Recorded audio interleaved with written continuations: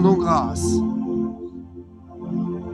de ce que dans la liberté du libre choix de nos cœurs et de nos consciences, nous venons à toi tels que nous sommes et nous t'adressons notre prière de repentance, d'humilité et de reconnaissance. Père, merci de ce que nous pouvons nous adresser à toi dans la liberté, dans l'expression de nos cœurs. Ta parole déclare que tu es notre Père. Nous n'avons aucun autre Père dans le ciel que toi, Seigneur. Et sur terre, nous te louons de ce que nous pouvons te rencontrer à travers chacun de tes enfants, à travers chacun de tes serviteurs et de tes servantes. Merci parce que la réalité de ton existence nous est communiquée par la fraternité dans ce monde.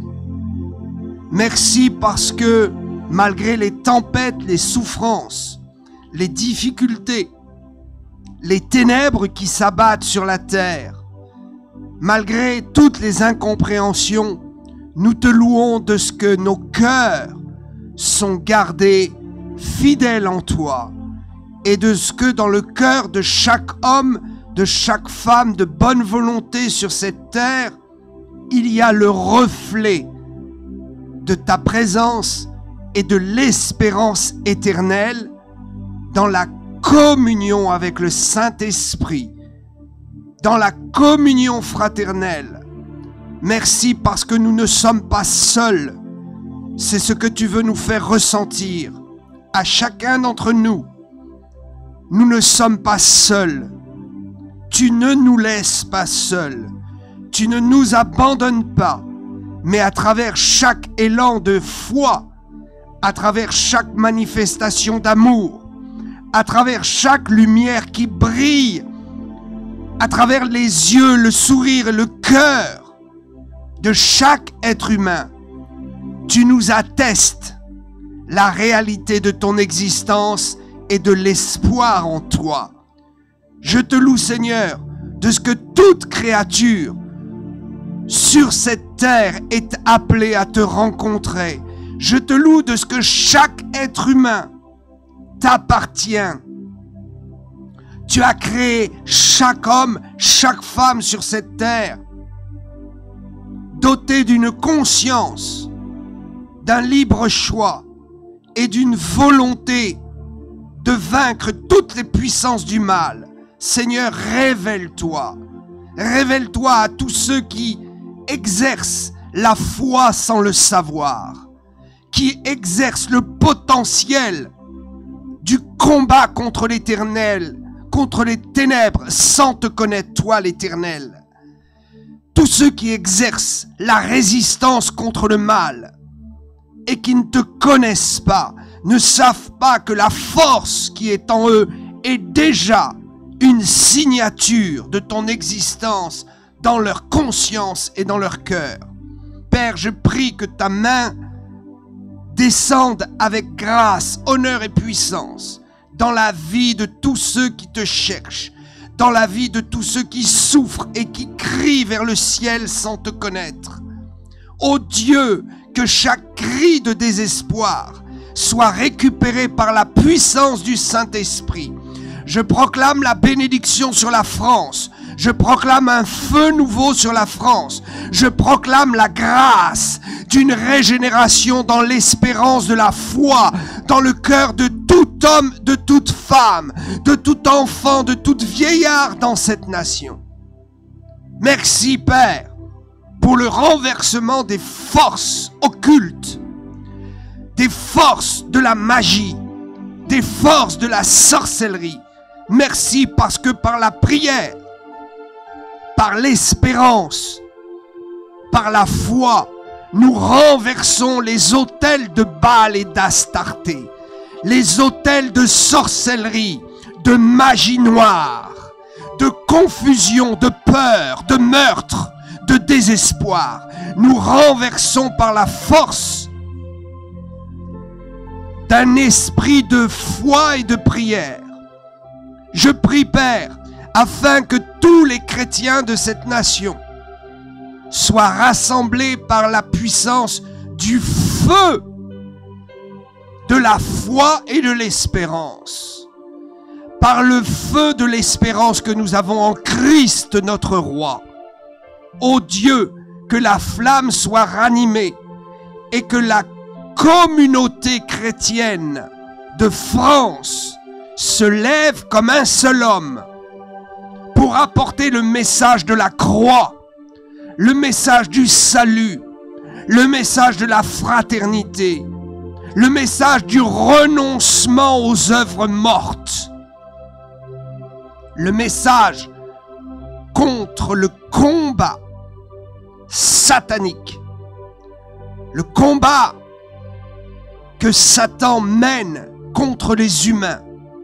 Père, je prie afin que ce virus soit détruit. Et je te loue de ce que dans ta miséricorde, tu as envoyé un souffle nouveau pour détruire le germe de la mort dans ce pays. Je prie pour le monde, mais je prie pour mon pays, Seigneur. Et je sais que si nous sauvons la France, le monde sera impacté du témoignage. C'est pourquoi nous faisons reculer par la prière, par la foi, faisons reculer toutes les forces des ténèbres. Et nous proclamons la cessation de l'activité de la mort à travers ce virus. Je proclame la puissance de guérison et la grandeur de ta force qui nous donne la grâce d'une immunité collective. Qu'au nom de Jésus, Omicron soit notre esclave pour communiquer une immunité collective. Je rends esclaves les forces des ténèbres et je les contrains à obéir à la parole de Dieu et à la parole de ses prophètes. Je m'élève en tant que prophète de l'Éternel et j'ordonne à toute fièvre de cesser maintenant. Toute manifestation de ce virus dans les corps, je le paralyse. Je déclare un abaissement de la puissance de ce virus. Je dépouille l'efficacité de la magie noire dans ce virus. Je détruis les puissances des ténèbres et j'arrête tous les symptômes, fièvre, fatigue, manque respiratoire,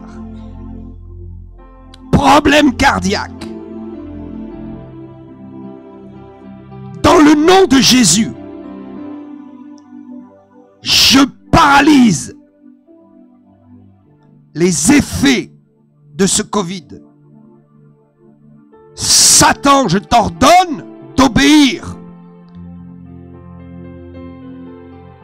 à la parole du Dieu vivant et à te soumettre au sang de l'agneau. J'arrête les fièvres, j'arrête les fatigues extrêmes. Et surtout, je m'oppose à toute peur.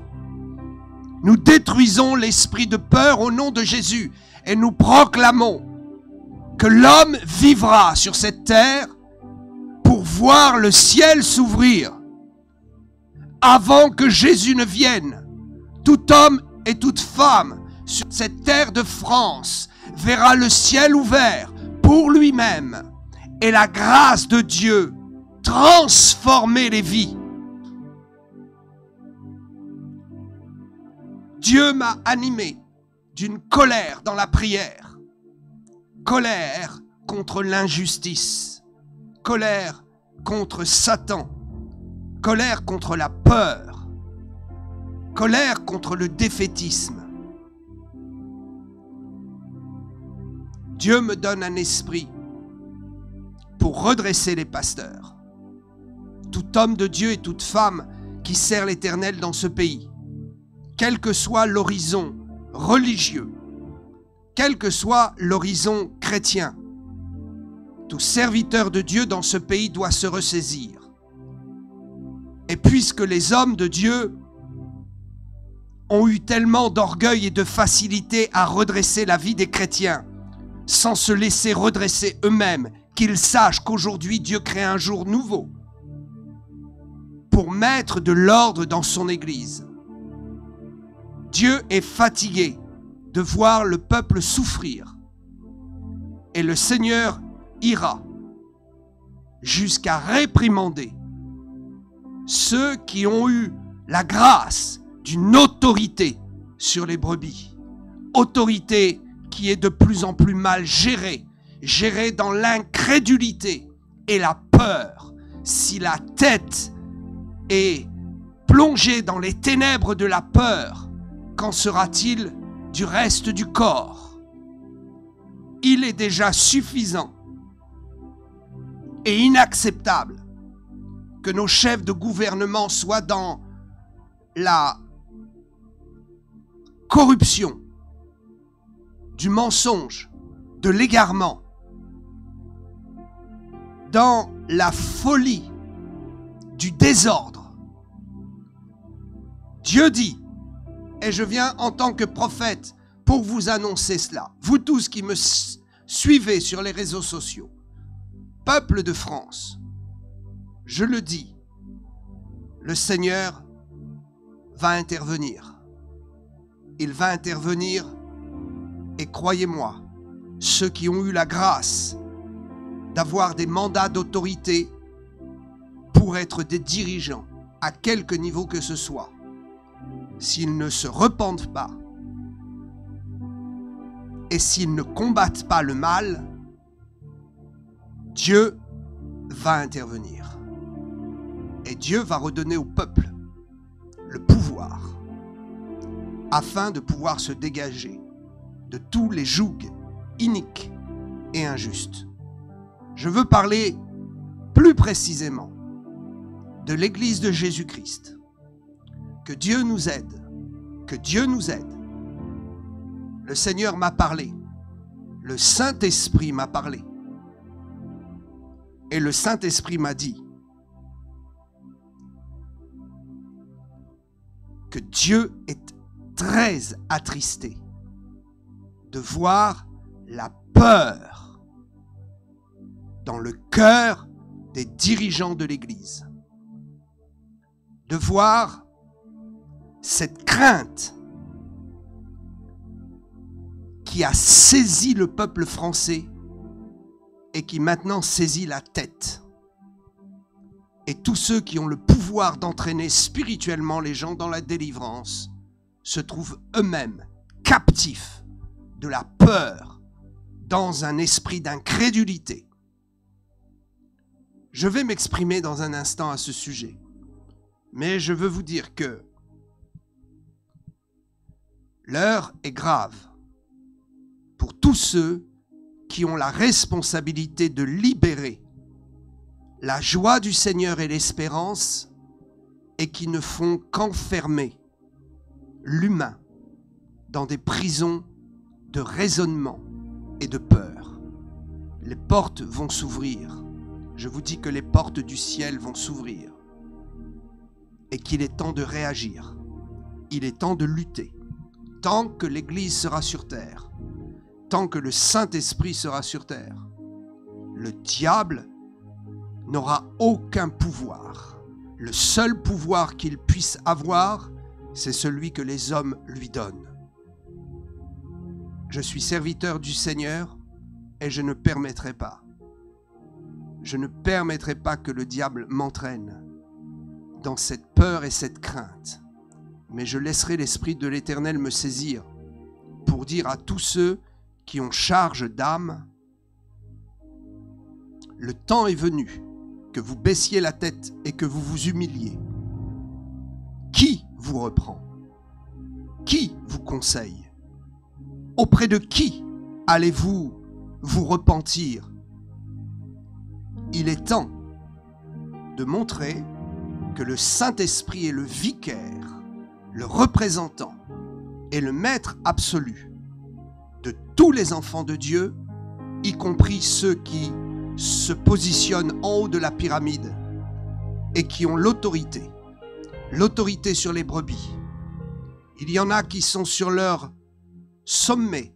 Ils ont construit avec beaucoup d'avarice un royaume terrestre. Et l'orgueil de la vie les a saisis. Il est temps que ceux qui ont fonction d'encourager, encouragent. Sinon, ils n'ont qu'à laisser leur fonction et ils rendront des comptes devant le Seigneur. Je trouve inadmissible qu'un très grand nombre d'églises en France ferment leurs portes le dimanche par peur du virus. Je vais m'expliquer dans un instant. Je veux m'adresser à vous tous et toutes qui souffrez, qui êtes malades, qui avez des symptômes. N'ayez pas peur. N'ayez pas peur. Je prie pour vous ce soir. Et je vous dis, Dieu ne ferme pas la porte des cieux. Dieu ne se détourne pas de votre souffrance. Si le pasteur a fermé l'église, si le pasteur s'est détourné de votre souffrance, Dieu ne se détourne pas. Et ce soir, je vous annonce l'espérance. Je prie afin que toute souffrance dans votre corps se dissipe. Et je veux vous encourager. Dieu crée une force en vous. Au moment où vous avez contracté le virus, sachez que Dieu crée une force naturelle. Votre corps est en train de se défendre. Ce que vous ressentez, ce sont des douleurs, des fatigues. C'est le corps qui naturellement chasse les ténèbres. Je prie afin que le Saint-Esprit, du Dieu vivant, l'Esprit de Christ notre Sauveur, vous saisisse maintenant et que la force en vous soit régénérée. Que le potentiel de votre défense corporelle et naturelle soit augmenté à un niveau supérieur. Que maintenant le feu s'allume en vous, et que votre corps soit libéré de toute fatigue extrême, de toute fièvre. Qu'au nom de Jésus, le goût et l'odorat reviennent. Je m'en vais maintenant frapper. Je m'en vais frapper la puissance de l'ennemi. Et je m'en vais proclamer dans votre conscience et vos pensées l'activation de la force de l'Éternel. Que les pensées soient régénérées. Que des pensées de foi viennent sur vous maintenant. Je le déclare. Suivez bien ce que je dis. Dieu donne, et quand il donne, il ne reprend pas.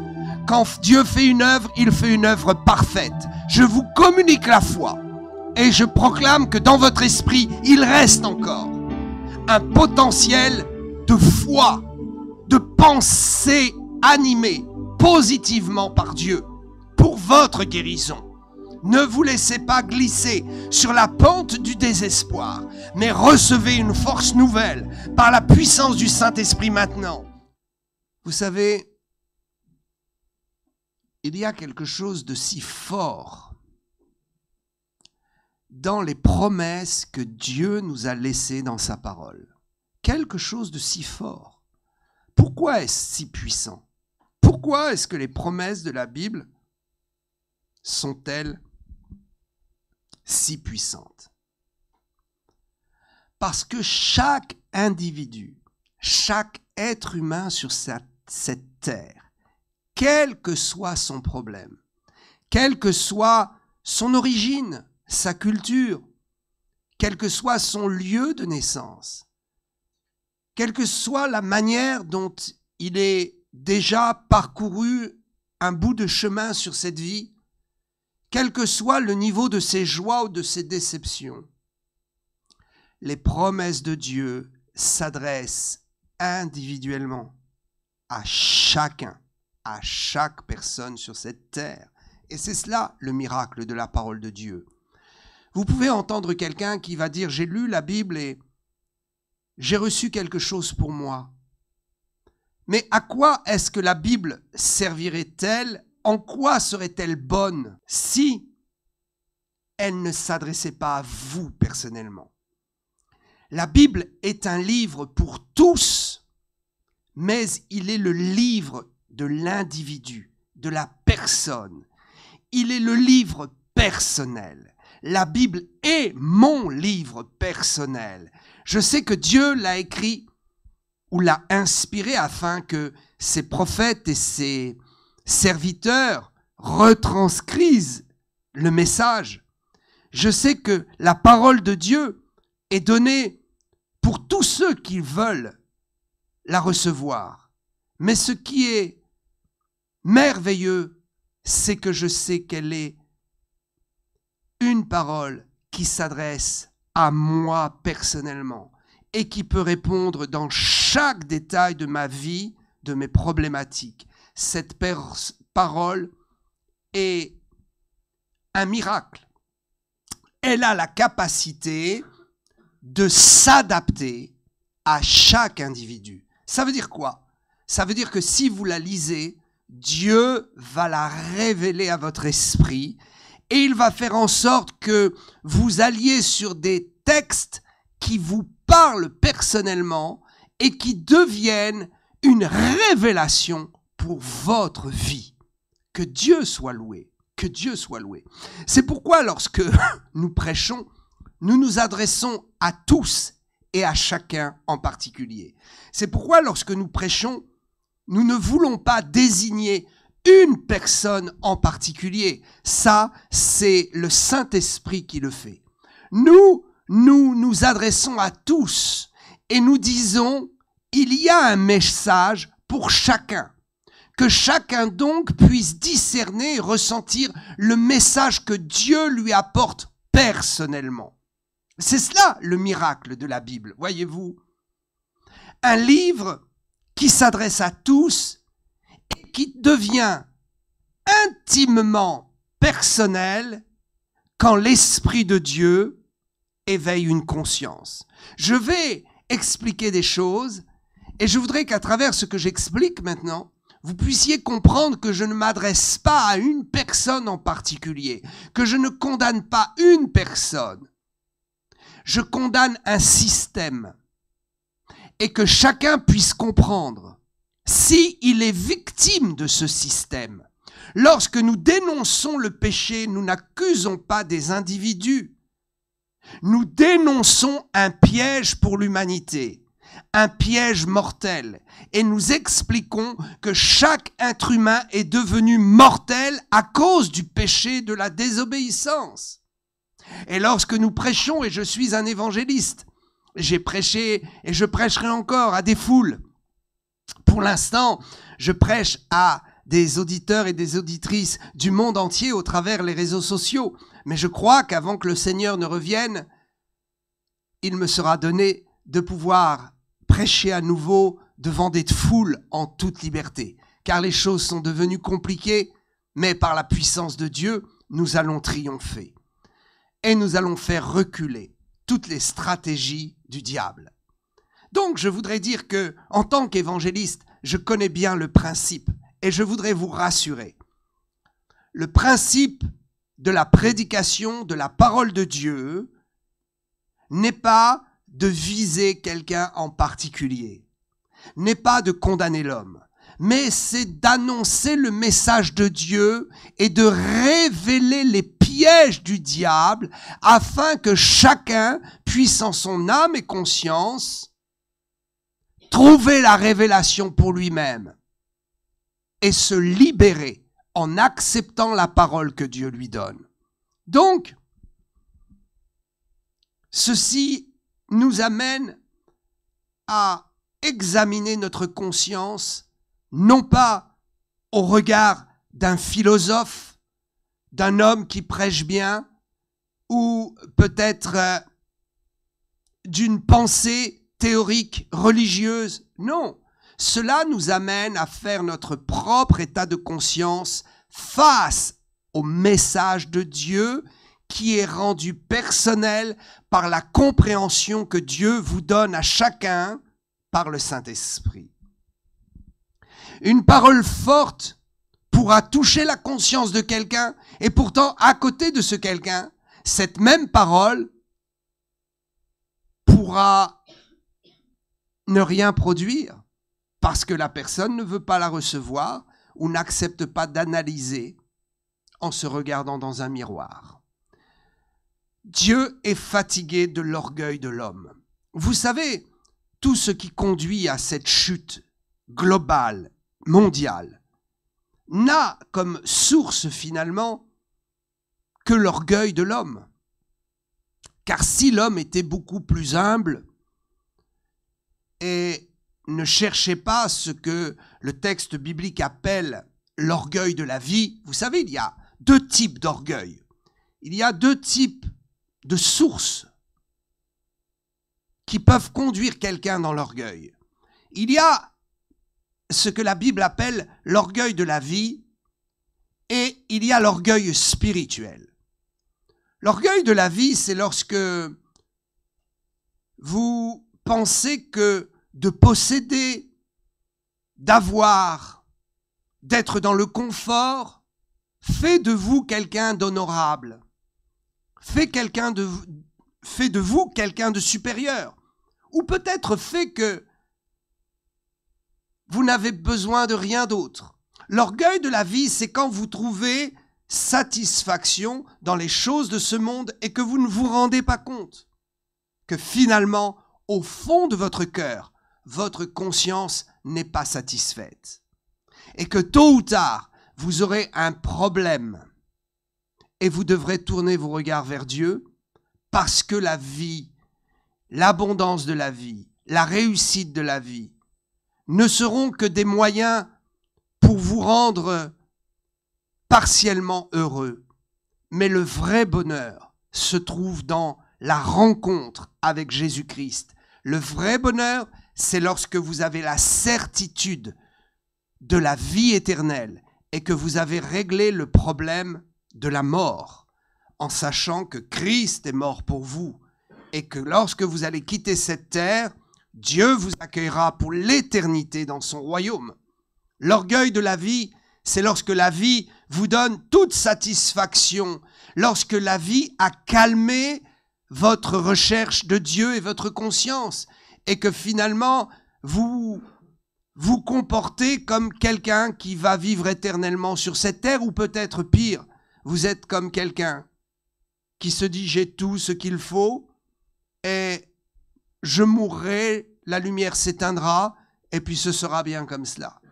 La Bible dit qu'après la mort, il y a le jugement.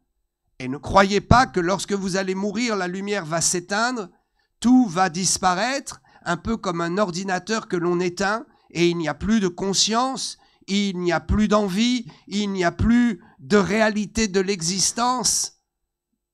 Non, mes amis, lorsque nous allons mourir, nous allons être éveillés à une conscience éternelle, et nous allons devoir rendre nos comptes à Dieu. Il y a deux types d'orgueil, je le disais. L'orgueil de la vie, mais je ne prêcherai pas sur ce thème ce soir, et l'orgueil spirituel. Ceux qui pensent qu'ils sont arrivés, qu'ils connaissent tout et qu'ils n'ont besoin de personne. Vous savez, c'est ce type d'attitude où nous pensons que nous avons toute la vérité, que nous sommes les meilleurs et que les autres sont encore dans l'égarement et doivent nous écouter parce que nous savons et eux ne savent pas. L'orgueil, c'est de penser que nous pouvons tout contrôler au niveau spirituel dans l'Église de Jésus-Christ. Je parle de l'Église maintenant. Je parle de l'Église. Et je voudrais dire que Dieu n'est pas content du tout. Dieu est même en colère. Dieu est fâché. Dieu est attristé. Parce qu'un orgueil spirituel très malsain est entré dans le cœur de beaucoup d'hommes et de femmes qui servent le Seigneur dans ce pays. Un orgueil spirituel qui fait qu'il n'y a plus de compassion de l'autre. Il n'y a plus d'assistance de l'autre. Et il n'y a plus cette volonté du saint combat pour le peuple, pour les chrétiens. Voyez par exemple le psaume 24, ce qu'il nous dit. Et je voudrais prendre donc ce psaume pour relever un problème. J'ai été en prière et mon cœur a saigné. Mon cœur a été meurtri parce que j'ai réalisé l'ignominie que commet certains en fermant la porte des églises. Je vous dis que c'est très grave. Et je vais dire ici ce que Dieu me dit de dire, tout simplement parce que nous devons réagir. Donc, je pars de la parole de Dieu. Je pars de ce point. Et je vous dis, si vous ne connaissez pas le Seigneur, allez dans la parole. Écoutez la parole. Et Dieu prendra des éléments pour vous toucher personnellement, vous remettre en question et vous remettre sur les rails. Et vous dire, maintenant, tu as un objectif. Maintenant, tu n'es plus seul dans la vie. Maintenant, tu as quelqu'un sur qui compter. Et tu peux t'adresser à moi parce que le ciel est ouvert par le sang de Jésus. Dieu n'est pas si loin. Dieu n'est pas au fin fond de la galaxie. Dieu n'est pas installé dans un siège au fin fond de la galaxie à ne rien faire. Dieu est avec nous par son esprit, par la puissance de la mort et de la résurrection de Jésus-Christ. Tu peux t'adresser au Seigneur, tu peux lire la parole et converser avec Dieu de cœur à cœur, et il te touchera, il te répondra, il te viendra en aide. Nous parlons du départ. Il faut être dans la simplicité, l'humilité. Celui qui est dans l'orgueil de la vie ou dans l'orgueil spirituel et qui pense qu'il n'a pas besoin de lire la Bible pour grandir avec Dieu est un orgueilleux et se trompe. Il faut donc être dans l'humilité. C'est le point de départ. Et puis, j'arrive au fait que la parole nous parle. La parole met en évidence à des moments précis des problèmes qu'il faut régler. Et Dieu utilise ses prophètes ou ses serviteurs pour cela. Et aujourd'hui, je voudrais vous dire que le type d'orgueil dont Dieu m'a parlé est un orgueil spirituel qui est à l'origine d'une faillite dans l'Église de Jésus-Christ en France, quel que soit l'horizon chrétien. Vous savez, je ne suis pas embarrassé avec ça. Je crois que nous devons être tous unis. Nous avons tous comme centre d'intérêt dans la foi, que nous soyons catholiques, protestants, évangéliques ou ce que vous voulez. Celui qui est dans la foi en Christ a pour base la mort et la résurrection de Jésus, la repentance, la confession de ses péchés à Dieu pour obtenir la grâce et obtenir le salut. Nous avons tous au centre de notre foi la rencontre personnelle avec Jésus-Christ. Et quand nous sommes dans cette démarche, nous devons comprendre que l'Église est pour nous un point de contact très fort. Écoutez bien ce que je vais dire. L'Église disparaîtra. L'Église va disparaître dans les tribulations. Et je parle ici de l'Église telle que nous la concevons, telle que nous l'avons conçue pendant des siècles. L'Église mur, l'Église architecture, l'Église lieu de rencontre, qui est un lieu fixe où nous nous rencontrons tous les dimanches. Que Dieu soit loué pour l'Église locale, pour la représentation de l'Église qui est un bâtiment. Béni soit Dieu pour cela. cette forme de rencontre avec Dieu au travers le bâtiment disparaîtra. Parce que Dieu nous rappelle que l'Église est constituée de pierres vivantes. Nous sommes les pierres vivantes. Nous sommes l'Église en tant qu'individu. Un bâtiment est juste un lieu qui permet l'identification de l'Église. Mais le bâtiment n'est pas l'Église.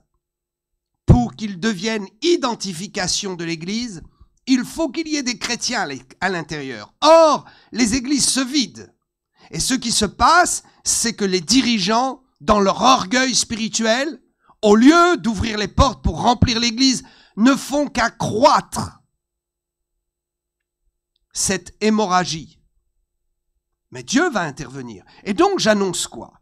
J'annonce que l'église bâtiment va cesser. Vous pouvez aller voir sur ma chaîne YouTube, j'ai déclaré une prophétie écrite il y a un peu plus de 3 mois où j'explique bien clairement ces choses.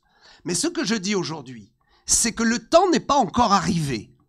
Le temps n'est pas encore arrivé où il va y avoir une chute des bâtiments et un contrôle des bâtiments par le nouvel ordre mondial qui nous empêchera de faire notre culte libre d'une façon libre. Donc, il n'y aura plus de représentation réelle du christianisme dans des bâtiments officiels puisque ces bâtiments seront corrompus. Ils seront corrompus. Ils seront dans le mélange de vérité et de mensonge. Et tout ce qui fait la force de la foi sera dépouillé des discours et des prédications qui seront données dans ces bâtiments. Mais le temps n'est pas encore arrivé. Il arrive à grands pas. Et ce que Dieu dit, c'est qu'avant que ce temps n'arrive, utilisez encore les bâtiments. Je suis encore à bénir les bâtiments. Même si ce temps va cesser, c'est une dernière ligne droite pour nous réunir et pour montrer au monde que nous ne sommes pas des fanatiques, que nous ne sommes pas des gens en dehors de la société, que nous ne sommes pas des hérétiques et que nous sommes un bien et une bénédiction pour la nation. Dieu dit, profitez encore des bâtiments pendant qu'il est temps, parce que quand il n'y en aura plus, vous pleurerez et il n'y aura plus de marche arrière. Cela veut dire que nous pleurerons amèrement sur un temps qui aura été encore favorable et que nous aurons négligé. Et beaucoup pleureront et diront, si j'avais su, j'aurais récupéré encore une réunion ou 2 réunions dans ces bâtiments pour sauver les hommes, pour sauver l'humanité et pour encourager les chrétiens. Il y a aujourd'hui des chrétiens qui sont en perte de vitesse et qui perdent la foi parce que la peur est au centre de nos églises. Voici ce que je voulais lire et je vais aller plus loin dans ma pensée. Le psaume 24, 7 et 9. Je parlais donc de la Bible, je parlais donc du fait que Dieu nous parle individuellement et je précise bien que je ne m'adresse à personne en particulier. Je lance un message de la part du ciel. Et ce message est le suivant. Habitants du monde, vous, humains, qui allez bientôt subir les angoisses de grandes tribulations et de la colère de Dieu, sauvez-vous vous-même et soyez très vigilants parce que Satan a chuté et s'est retrouvé en perdition et n'a plus possibilité de se relever. Il ira dans les temps ardents de feu et de soufre. C'est le lieu de la perdition de tous ceux qui n'auront pas pris garde. Satan a chuté à cause de l'orgueil. Et je rappelle aujourd'hui que Dieu met en garde contre l'orgueil de la vie et contre l'orgueil spirituel. Ne croyez pas que le monde vous apportera la solution. C'est de la vanité, c'est l'orgueil de la vie. C'est croire que les hommes ont le pouvoir d'apporter une solution. Ceux-là même qui ont créé le problème Vous pensez qu'ils vont donner la solution. Ils ont créé le problème pour faire un monde nouveau. Quand je me suis converti, il y a dans cette philosophie franc-maçonnique des gens qui m'ont expliqué une chose que j'ai retenue jusqu'à aujourd'hui. Ils m'ont dit le fondement de notre philosophie tient en quelques mots. Ordo ab chaos. L'ordre par le désordre. C'est la vanité de la vie de croire que nos gouvernements et que les gens de ce monde qui tiennent les ficelles de l'argent, qui tiennent le pouvoir, vont nous donner la solution. Non, mes amis, faites confiance au Seigneur, faites confiance à la vérité et ouvrez les yeux. Donc, nous ne pouvons pas penser que ceux-là même qui créent le désordre vont apporter la solution. Ça, c'est l'orgueil de la vie. C'est mettre votre espérance dans la vie présente. Mes amis, est-ce que la vie ne vous a pas assez fait souffrir pour que vous donniez votre âme, votre espérance et votre confiance à une vie qui s'en va dans tous les sens et où c'est le chaos? Ne voulez pas vous tourner vos regards vers le Seigneur, vers le Dieu créateur de toutes choses. Lui a la solution. La Bible a prouvé que la sagesse est écrite dans ce livre. La Bible a prouvé que tous ceux qui, depuis la nuit des temps, ont mis leur espérance dans ces textes et ont appliqué ces textes, ont rencontré le Seigneur et ont vécu une vie de paix et d'espérance pour l'avenir. Alors, l'orgueil de la vie, nous voulons laisser cela de côté. Laissez cet orgueil de la vie. Il y aurait tellement de choses à dire. Et laissez l'orgueil spirituel. Et je m'en vais sur l'orgueil spirituel. Psaume 24, 7 à 9. Porte, élevez vos linteaux. Ça, c'est la parole immuable de Dieu qui le dit. Élevez-vous, porte éternelle, que le roi de gloire fasse son entrée. Dieu veut bénir d'une bénédiction ultime. Je l'annonce prophétiquement. Dieu veut bénir d'une bénédiction ultime les églises bâtiments avant qu'elles ne soient arrachées des mains du peuple de Dieu. Il est encore temps. Dieu veut remplir. Ne fermons pas les églises. C'est ici le centre de mon message ce soir. Ne fermons pas les églises. Je m'adresse à tous ceux qui sont responsables, pasteurs, autorités spirituelles. N'ayez pas peur. Laissez vos églises ouvertes. On ne peut pas fermer la maison de Dieu. Imaginez du temps de Jésus, les malades qui venaient. Jésus a guéri dans le temple. Si les malades devaient rester à la porte, comment entendraient-ils le message de Jésus-Christ? Les gens ont peur. Les gens sont dans la crainte. Ils n'ont qu'un lieu où aller pour trouver le réconfort spirituel. Et si vous continuez à fermer la porte de vos églises sous prétexte de cette pandémie, les gens iront vers l'occultisme, ils se tourneront vers les sorciers, ils iront voir les 10 heures de bonne aventure, parce que le monde souffre, la France souffre, les Français souffrent, ils ont besoin d'espérance, ils ont besoin de se connecter au monde de la vie, et le monde de la vie est spirituel. La vie est quelque chose qui identifie l'être dans une connexion qui nous amène à comprendre que le monde matériel n'est qu'un support à quelque chose de spirituel qui vit en nous. Prenez l'amour. Pouvez-vous saisir l'amour? Pouvez-vous définir comment matériellement l'amour peut exister? L'amour est un sentiment si profond, si noble, si grand. Dieu nous a aimés en envoyant son Fils mourir à la croix. La croix et le sang de Jésus est l'identification de l'amour de Dieu. Mais qu'est-ce que l'amour? L'amour est spirituel. L'amour dénote l'existence de l'être spirituel. la capacité d'aimer, de porter secours à son prochain, est une capacité spirituelle, un sentiment spirituel qui identifie notre existence. Porte, élevez vos linteaux.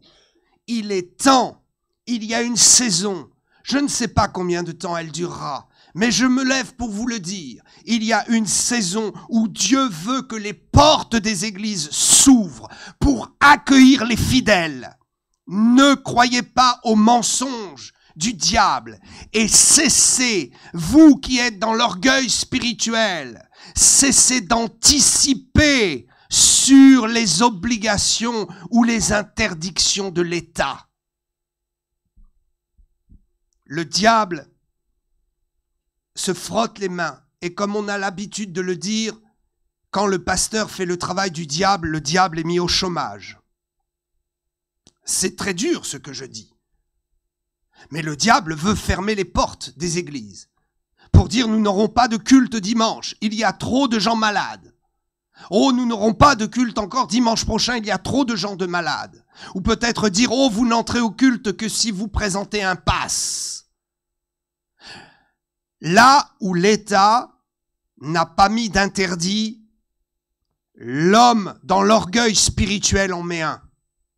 De quel droit un homme de Dieu peut fermer la maison du Seigneur? Les bâtiments n'appartiennent pas aux hommes ni aux associations. Les bâtiments appartiennent au Seigneur. Ils ont été construits, ils ont été édifiés, ils ont été payés par la dîme des chrétiens.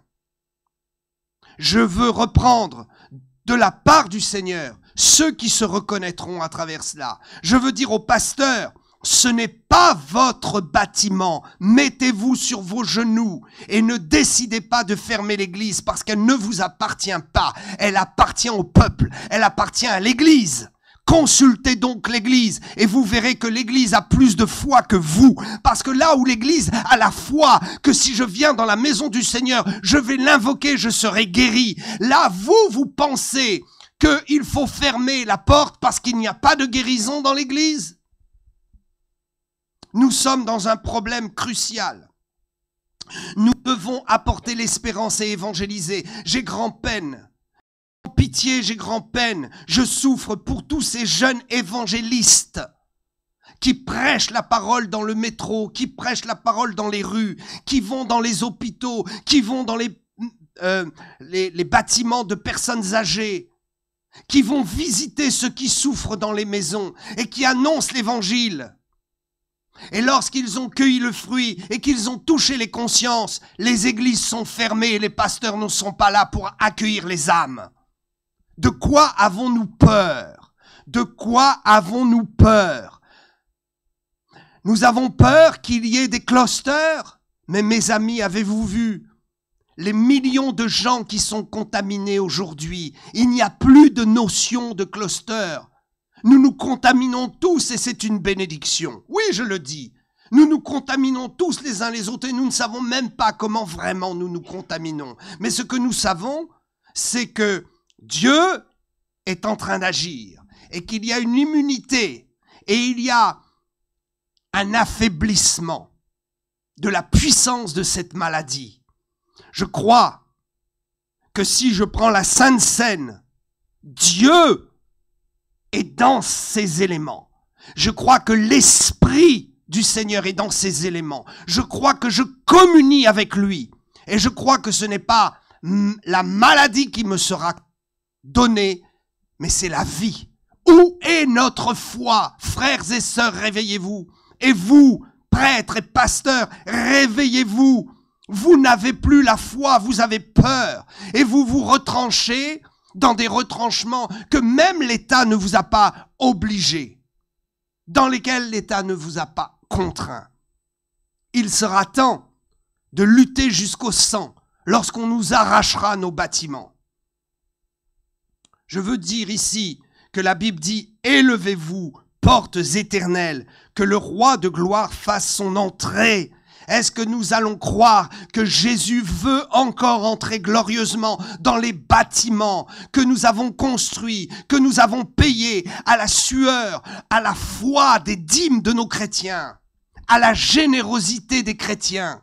Ces bâtiments que nous avons construits pour la gloire de Dieu, ne sont-ils pas encore des bâtiments où les portes doivent s'ouvrir pour accueillir le malheureux, pour prêcher la parole et pour prier? Nous avons besoin de prier, nous faut nous réunir. Frères et sœurs, l'heure est grave. Réunissons-nous pour prier. Alors certains diront, oui, mais le pasteur est malade. Eh bien qu'il reste chez lui, ou tiens, mieux encore, qu'il applique ce qu'il enseigne depuis des années. Qu'est-ce qu'il enseigne? Si un ancien est malade, si quelqu'un est malade, qu'on appelle les anciens dans l'église et qu'on lui fasse l'onction d'huile, et la prière de la foi guérira le malade. Jacques chapitre 5. Alors si le pasteur est malade, qu'il vienne humblement et qu'il descende de son piédestal et de son orgueil spirituel et de sa propre sagesse, qu'il descende de cette montagne qu'il s'est construite et qu'il vienne humblement dire « Je suis fatigué, je suis malade ». Et ce n'est pas un péché. Non, ce n'est pas un péché. Nous sommes tous atteints de cette affreuse maladie. Nous ne pouvons pas dire si quelqu'un est atteint, c'est parce qu'il a péché, c'est parce que Dieu n'est plus avec lui, c'est parce qu'il n'a pas l'onction. La Bible dit que le juste est atteint, mais qu'il se relève toujours. L'attaque dans le corps est une preuve que Satan combat les enfants de Dieu. Donc ce n'est pas un péché. Le pasteur est malade, qu'il vienne à l'église et que les anciens prient pour lui. Qu'il fasse, s'il veut, tous les gestes barrières qu'il faut, mais qu'il se tienne dans la présence de Dieu et qu'il ne ferme pas la porte. C'est la maison de Dieu. Savez-vous ce que ferait Jésus aujourd'hui? Quand Jésus est arrivé, qu'il a vu les marchands du temple, il les a chassés. Savez-vous ce que ferait Jésus s'il venait aujourd'hui et qu'il trouvait la porte de la maison de Dieu fermée? Il ouvrirait cette porte et il dirait « Comment avez-vous pu fermer l'accueil de la maison de Dieu à un moment où les gens en ont le plus besoin ?» Laissez rentrer le roi de gloire, qu'il fasse son entrée. Qui est le roi de gloire? L'Éternel, fort et puissant. Avons-nous oublié la puissance de Dieu? Sommes-nous devenus froids, incrédules, ignorants des dons spirituels, ignorants de la puissance de Dieu? Avons-nous ramené la foi et l'expérience du miracle? L'avons-nous ramené à la sagesse humaine? C'est la grande question. Donc, le pasteur dira « Je suis malade, je ne viens pas. Et parce que je ne viens pas, je ferme l'église. Pourquoi? Parce que je suis un orgueilleux. L'église est à moi. Et si je ne suis pas là, l'église sera fermée. L'église est à Jésus-Christ. L'église n'appartient pas à un homme. Rappelez-vous toujours de cela. Nous avons fait de nos églises des systèmes. Nous avons fait des entreprises. Et les chrétiens sont devenus des pourvoyeurs, des pions utilisés pour donner l'argent pour faire fonctionner cette entreprise. Là encore, je ne parle pas de tous, car il y a encore des gens courageux. Vous savez, l'orgueil spirituel, c'est cet homme qui se tient et qui dit « Oh Dieu, je te rends grâce. Moi, je ne suis pas comme les autres. Moi, tu m'as béni. » Le texte ne dit pas que ce pharisien a tort. Dieu l'a béni. Mais son tort, c'est qu'il s'enorgueillit de cette bénédiction au point de mépriser les autres. Oh, n'est-ce pas, moi je suis béni, eux ils ne sont pas bénis. Je ne vais pas aller me mélanger avec eux. Mes amis, il est temps de descendre de notre orgueil spirituel. Il est temps d'arrêter d'être méprisant, trop méprisant. J'aime beaucoup les Américains. Je crois que Dieu a tellement béni l'Amérique que la nation qui au ciel, dans nos temps contemporains, la nation qui sera mise en devant et louée pour avoir envoyé le plus de missionnaires dans le monde, c'est bien l'Amérique, et gloire à Dieu. Mais quel mépris quand en France, des pasteurs pensent qu'ils ne doivent inviter que des Américains, parce qu'ils ne peuvent pas donner l'estrade à des Français, ces Français qui, oh, sont si médiocres. Eux, ils sont bons par contre. Ils sont d'ailleurs les seuls. Ils sont les seuls, parce que les autres Français sont mauvais. Mais eux ne sont pas mauvais puisqu'ils prêchent. Mais ils ne veulent pas inviter les jeunes talents français. Mes amis, Dieu est en colère. Et je viens en tant que prophète pour dire, il est temps que ça cesse, parce que il y a des jugements qui vont tomber. Il y a une prise de position que Dieu va faire pour montrer que c'est son Église. Alors, peut-être vous vous êtes connectés et vous pensiez venir ici sur cette plateforme pour entendre de belles paroles, pour rencontrer le Seigneur, et je voudrais vraiment vous les donner. Et je voudrais que vous ne soyez pas déçus. Et vous vous dites peut-être, mais c'est quoi? C'est un règlement de compte? Non, c'est le ciel qui parle et vous devez l'entendre. Vous devez l'entendre parce que l'Église n'appartient pas à un homme. L'Église appartient au Seigneur, c'est votre maison. C'est le lieu où vous devez aller, vous, pour chercher le Seigneur. Et si vous trouvez la porte fermée, cherchez le responsable et dites-lui que ce n'est pas normal, que l'Église doit être ouverte pour recueillir les pleurs de ceux qui souffrent. Il y a les hôpitaux pour recueillir ceux qui sont malades et il y a les églises pour recueillir ceux qui souffrent et qui ont besoin de pleurer, de répandre leur cœur devant le Seigneur et de chercher de toute leur force la délivrance auprès du ciel. Alors, l'Éternel est fort et puissant. Ouvrons les portes, ouvrons-les larges. Pourquoi? Pour que le roi fasse son entrée. Qui est ce roi? Ne l'oubliez pas. Il est le roi des rois, le Seigneur des seigneurs, celui dont le nom a été élevé au-dessus de tout nom, qui est si puissant et si glorieux. La Bible nous le dit, il nous le rappelle dans le psaume, l'Éternel qui est fort et puissant, l'Éternel puissant dans les combats. Alléluia. La Bible dit dans Matthieu 12, 20, « Il ne brisera pas le roseau cassé et il n'éteindra pas le lumignon qui fume encore, jusqu'à ce qu'il ait fait triompher la justice. » Alors certains pasteurs diront, « Oh, moi je ferme l'église parce qu'il n'y a plus personne. Avec cette maladie, tout le monde reste chez soi. » Mais mon ami, c'est le temps d'ouvrir et de dire, « Venez, nous allons prier pour vous. Venez, l'église est ouverte. » La Bible dit que Dieu n'éteint pas le lumignon. S'il reste que quelques personnes et que ces quelques personnes identifient encore un lumignon d'espoir dans l'Église, comment pouvons-nous éteindre ce lumignon quand Dieu ne se permet pas de l'éteindre? S'il reste un reste, c'est encore l'espoir pour ranimer le feu. Je vous invite à retrouver le chemin de l'Église. Je vous invite à aller implorer le Seigneur. Je vous invite à trouver des hommes et des femmes qui servent le Seigneur et qui ouvrent leurs bâtiments. Accrochez-vous à cela, accrochez-vous à leur foi, à leur onction, et fuyez ceux qui ont décidé de fermer les bâtiments. Ils s'effondreront sous leur orgueil. Dieu n'éteint pas le lumignon qui fume encore, il ne brise pas le roseau cassé. S'il n'y a plus que peu d'espérance, l'espérance est encore là. Il y a encore un feu qui peut devenir grand et puissant. Nous devrions montrer au monde que l'Église est puissante et que celui qui vient à l'Église sera délivré, guéri. Nous devons nous tenir sur nos genoux. Où est la force? Où est la force du monde? Est-ce que la force du monde est uniquement dans les discours des politiciens, dans la connaissance de la médecine? Et je respecte tellement la médecine et les médecins. Mais est-ce que la force finale se trouve là? La force est dans la prière. La force est dans la prière et l'espérance avec Jésus. La force, c'est d'être responsable et de dire, je ne serai pas dans l'orgueil. S'il reste un reste, je vais aller avec ce reste.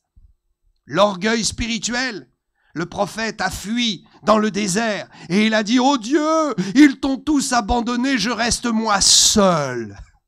Et Dieu, du haut des cieux, sourit et lui dit, « Oh, pourtant tu es un grand prophète, mais encore de l'orgueil spirituel dans ton cœur. Regarde, j'ai toute une armée encore qui n'a pas plié le genou. J'ai encore des gens, tu n'es pas le seul, j'ai encore des gens qui n'ont pas plié le genou et qui sont prêts à se battre. As-tu ouvert les yeux? Es-tu descendu de ton piédestal? As-tu cessé d'être dans ton orgueil spirituel pour savoir que non, tu n'es pas le seul? Dieu n'a pas besoin de toi, il y en a d'autres qu'il peut utiliser. » Nous pensons que nous détenons toute la vérité, que Dieu ne passe que par nous. Mais mes amis, le Seigneur est grand, il a un peuple nombreux. Et nous sommes des serviteurs inutiles. Beaucoup de pasteurs vont tomber dans la déception s'ils ne descendent pas de leur piédestal et s'ils ne brisent pas leur orgueil spirituel. Vous avez été bénis, Dieu vous a donné des beaux bâtiments. Vous avez même, je crois que Dieu pourrait retenir son fils, il pourrait encore se passer un siècle. Vous auriez de quoi payer un siècle de votre salaire avec les économies que vous avez à la banque, les dîmes des chrétiens qui ont été entassés dans les comptes en banque. Et bientôt cet argent va dévaluer. Non, je vous dis, et il ne faut pas être comme ça, ce n'est pas bien. Et je m'adresse au peuple, parce que vous, le peuple, vous devez aussi savoir, et vous devez réagir. Sinon, vous êtes aussi complices. Parce que lorsqu'on est au courant d'une chose et qu'on dit « Oh, le ciel a été déchiré », le pasteur était bizarre, très bizarre. Le pasteur a parlé avec tellement d'autorité. D'habitude, on entend les pasteurs gronder les ouailles. Mais là, c'est le pasteur qui gronde les pasteurs. On n'a jamais vu ça. C'est politiquement pas correct. Je vais avoir des ennuis. Peut-être. Mais je vous dis qu'à un moment donné, le ciel s'ouvre. Et Dieu dit, ok, il est temps aussi que les pasteurs aient leur part de sermon et soient sermonnés parce que ça ne va plus du tout. Ça ne va plus du tout.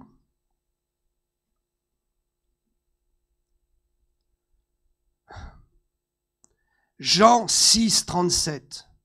Tous ceux que le Père me donne viendront à moi et je ne mettrai pas dehors celui qui vient à moi. En fermant l'espace de nos cultes, nous mettons dehors celui qui vient au Seigneur. Où ira-t-il? Je le dis, les ambassadeurs du monde des ténèbres et les sorciers se frottent les mains. Ils disent, ok, c'est super. Nous, on va faire nos réunions occultes et il n'y aura pas de passe sanitaire. On va faire ça dans l'ombre et on accueillera tous ceux qui veulent venir pour les envoûter. On m'a dit même que certaines églises évangéliques demande un pass pour faire rentrer les gens. C'est une honte. C'est un manque de foi total. C'est une usurpation de la liberté des enfants de Dieu. Et je dirais que c'est réellement un affront terrible à la croix de Jésus-Christ qui appelle tous les hommes à être sauvés. À jouer à ce petit jeu-là, à fermer vos églises, pasteurs. Vous ne viendrez pas pleurer avec ce petit jeu-là parce que les chrétiens vont se réunir dans les maisons, dans les bois, dans les granges, comme je l'ai prophétisé. Et ils n'auront plus besoin de vos services et de votre église. Et vous vous retrouverez avec des bâtiments vides. Pourquoi aujourd'hui, de moins en moins de chrétiens vont à l'église? Parce qu'on a fermé de plus en plus les églises. Alors certains diront, oui, mais l'État m'a obligé. Il y aurait beaucoup de choses à dire. Je n'irai pas sur ce terrain-là. Je suis juste sur le terrain, ce terrain qui dit que l'État nous laisse libres. C'est une grâce. Et nous ne profitons pas de cette liberté. Et quand cette liberté nous sera retenue, nous n'aurons que nos yeux pour pleurer. Et ce temps va arriver. Ce temps arrivera. Alors, ce que le Père me donne, je ne le mettrai pas dehors. Et je veux m'adresser à vous tous, qui cherchez l'espoir et la délivrance. Le Seigneur ne vous abandonne absolument pas. Il n'est pas celui qui casse, qui brise et qui finit de briser ce qui a déjà été cassé. Sachez que ce n'est pas Dieu qui vous a brisé. C'est la vie, les souffrances de la vie et la complexité des temps que nous vivons qui sont les temps de la fin où la colère de Dieu va être déversée sur ce monde. La colère de Satan est en train d'être déversée, mais ce n'est rien. Quand Dieu va déverser sa colère, ce sera plus terrible. Donc Dieu ne vous rejette pas. Et si vous avez été cassé, brisé, que vous n'avez plus d'espoir, sachez que Dieu ne vous achèvera jamais, mais qu'au contraire, il produira toujours un relèvement et il viendra ranimer la flamme dans votre cœur. Je crois que la flamme sera ranimée. Je crois que Dieu va redresser ce qui est tordu. Je crois que Dieu va réanimer l'espérance dans vos cœurs.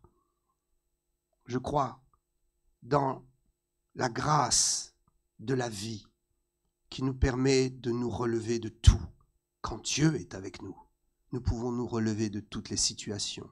Nous pouvons marcher au milieu de la guerre, des souffrances, de la détresse, et cependant être préservés soi-même, parce que l'Esprit de Dieu est avec nous. Oh, il nous faut vraiment comprendre ces choses, et il nous faut comprendre que le temps est venu de relever la gloire de l'Église par le rassemblement des saints, par le rassemblement des chrétiens dans les bâtiments qui ont été construits, destinés, dévoués pour la cause du rassemblement des chrétiens. Il est temps de ne plus avoir peur et de bannir et de chasser la peur. Il est temps de manifester la foi. Et si quelques serviteurs de Dieu n'ont plus la foi, qu'ils s'assoient humblement pour un temps et qu'ils laissent le peuple qui a la foi conduire les choses. Je crois que ce serait une grande anomalie, mais parfois il faut accepter la volonté permissive de Dieu pour redresser les choses. Il n'est pas normal qu'un pasteur soit assis et que les diacres, les anciens, puissent prendre le relais parce que le pasteur n'a plus la foi ou est au bout du rouleau. Mais nous ne condamnons personne. Nous disons que Dieu utilise aussi ces moyens-là pour ranimer le feu dans son Église. Je vous encourage vraiment, et je vous rappelle cette parole de l'Écriture qui est si forte et qui a touché mon cœur aujourd'hui. Matthieu 12, 20. Il ne brisera pas le roseau cassé. Dieu ne brisera pas l'espérance du rassemblement des saints. Nous avons besoin de nous retrouver, nous avons besoin de nous rassembler, nous avons besoin de nous encourager de visu, nous avons besoin de nous prendre dans les bras et de prier ensemble. Nous avons besoin d'être à genoux ensemble devant le Seigneur. Il ne brisera pas, même si notre force est atteinte, même si nous ne sommes plus dans un courant de vigueur tel que l'Esprit voudrait. Même si il semble que nous sommes cassés de partout, il reste un espoir extraordinaire. Dieu ne brise pas et Dieu ne permettra pas que les hommes brisent. C'est pourquoi je me lève aujourd'hui. Je me lève pour dire Dieu ne brisera pas et Dieu ne permettra pas que les hommes brisent. Et il n'éteindra pas ce qui fume encore, le petit lumignon qui fume encore, alors que tout semble éteint, alors qu'il semble que la mèche ne pourra plus se réanimer, Dieu va souffler et va mettre encore une huile fraîche pour ranimer la flamme, je le crois. Il n'éteint pas le lumignon qui fume encore jusqu'à ce qu'il ait fait triompher la justice. Que Dieu nous aide, que Dieu nous aide à comprendre ce message et que nous puissions être tous ensemble d'un même cœur pour animer la foi, ranimer la foi et cesser d'être défaitiste, cesser de mettre en place des choses qui prouvent notre défaitisme. Vous savez, c'est quoi quelqu'un de parjure? Selon ce que je pense moi, quelqu'un de parjure, c'est quelqu'un qui dit une chose et qui fait le contraire. Donc, on peut toujours dire qu'on a la foi. On peut toujours aller prêcher au monde que Jésus-Christ est ressuscité et que c'est un miracle. Mais si soi-même nous faisons et nous posons des actes qui démontrent l'incrédulité et l'incapacité de la puissance de Dieu, alors nous devenons des menteurs et notre parole ne pourra plus être entendue. notre discours ne pourra plus convaincre. Parce que si je fais une chose qui est contre ce que je déclare, alors ce que je déclare est annulé. Pour que ma déclaration soit puissante, il faut que j'ai la foi de passer à l'acte et d'habiller mon discours d'actes qui sont tangibles, qui sont vrais et qui démontrent que ce que ma bouche déclare, mon cœur le croit, mon cœur adhère avec ça. Levons-nous d'un même cœur et remplissons les églises. Courons dans les églises, allons-y dans ce flot et expérimentons la puissance de Dieu qui délivrera les gens de la maladie, qui relèvera les gens qui sont dans la tristesse et qui empêchera des suicides en chaîne. Vous savez, je pourrais aussi parler de ce que Dieu m'a montré à propos des suicides. Je le ferai peut-être une autre fois, je ne veux pas en rajouter. Je veux que nous restions concentrés sur ce que le Seigneur dit. Ne fermez pas les portes de ma maison. Ne fermez pas les portes de ma maison. Il y a tant qui souffrent et ma maison sera appelée une maison de prière. Si nous la fermons, nous cassons le dynamisme. Si nous la fermons, nous fermons la maison de Dieu, nous démontrons notre incrédulité et nous ne permettons pas aux gens d'être sauvés. Des milliers de gens dans ce pays et des jeunes sont prêts à passer à l'acte. Ils sont prêts à attenter à leur vie. Est-ce que vous pensez que ce seront les psychiatres qui vont les aider? Très certainement, je pense que Dieu utilise les psychiatres pour aider les gens. Mais nous avons plus que cela. Nous avons le Saint-Esprit et la puissance de Dieu pour délivrer les gens de l'esprit de mort, l'esprit de suicide, et pour ranimer en eux la flamme de l'espérance. Que Dieu nous aide. Alléluia.